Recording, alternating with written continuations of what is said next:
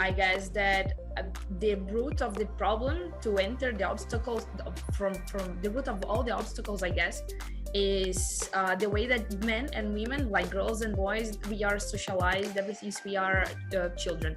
Like the division of what is some toys for boys and for girls, what are activities for boys and for girls. So like this ends up creating like this division of what they can grow up doing, and it already builds up like stereotypes in the minds of the young children. So at the end of the day, like it ends up preventing us from choosing different paths, like paths that I would be a great, I don't know, engineer, and I try to avoid being an engineer because I don't see myself, I don't see anybody like me, like a woman in the field of engineering or something. So I have to say that my background is different from Europe, but I can see clearly that women in my country are discouraged to follow some careers. So like it's hard, like to if there are no women in these fields, how can I look at like a career and be encouraged to join that career if I don't see people like me? So like when I look into IT, I see that most of the people in IT are white men, these boys that like to play video games, and then like I am not one of those, you know. I'm not these kind of people, and maybe this field might not be like a safe space for me, and I cannot identify, I cannot be who I don't see. I guess that society is already slowly pushing for more representativeness in many fields, including STEM.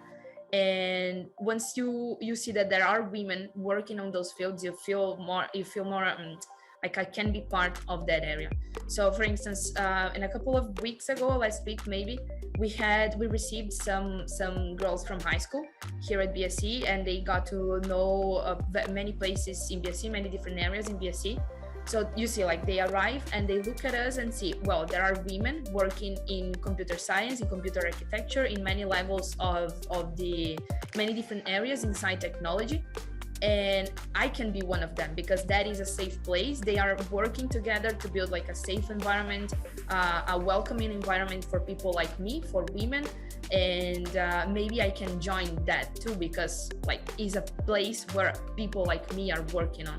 So I guess that exactly, like if we keep like from outside and from inside, if we keep pushing the companies and government and institutions to build protocols to prevent and to fight the problems that we might have, the gender problems that we might have, then this will slowly solve the problem of the lack of representativeness. And like it might be a cliche, but representativeness is an important thing, because I know many women, many young girls, and many people from racialized communities and other types of minorities that end up like just not finishing the course because that wasn't a safe place for them. So we need to slowly keep pushing from inside and from the outside to change that.